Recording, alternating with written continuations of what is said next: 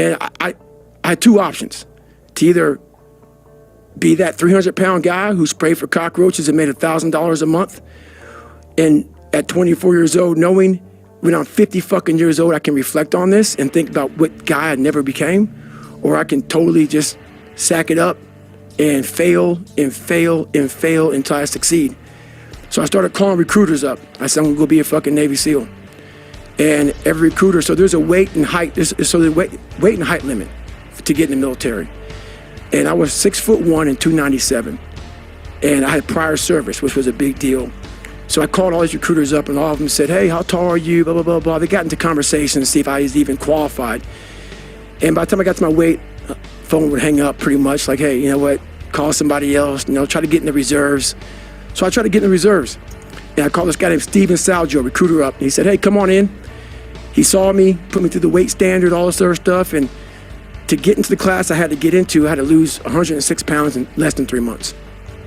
So I was like, fuck that, I can't do that. I grabbed my chocolate milkshake and went back to Ecolab. I'm going back to work, man. This is my life. So in this job, you're looking for cockroaches, looking for rodents and stuff like that. And this next morning or this next night, I went to work and I don't like cockroaches too much. I hit the mother load of cockroaches. And this restaurant got full of cockroaches and rodents and everything else. And I sat there and said, this is my life. I said, this is my life. You are exactly who the fuck, this is it. And I said, this ain't gonna be it for me. So in that restaurant, I quit my job, left my canister in that restaurant, my spray canister, got back in my Ecolab truck, and I went home. And I started working out like somebody, I became the most obsessed person on the planet Earth. And I was basically, I had to invent a guy that didn't exist. I had to invent a guy that can take any pain, any suffering, any kind of judgment.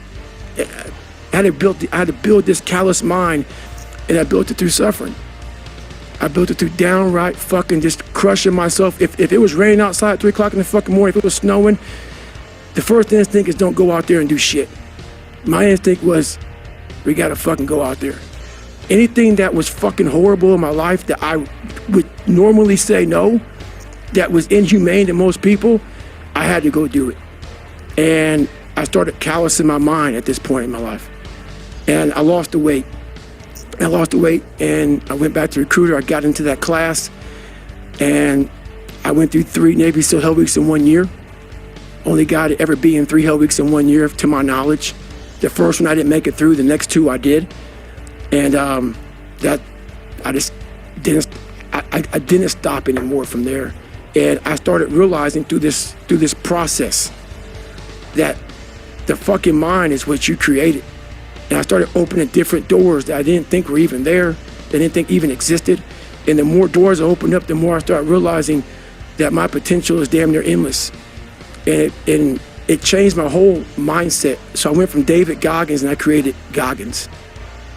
And that journey is a priceless journey that is hard for me to even explain to people because it sounds so quick and easy. Like I lost this weight and I went through 3 Hell Weeks, I went to Ranger School, went to Delta Force Selection, whatever it is. It was brutal. It's a brutal journey every fucking day. And everybody goes, well, are you happy? If anybody knows my life story, and I'll try to give you just a snippet of it, where I'm at today is in front of Joe Rogan telling you my life.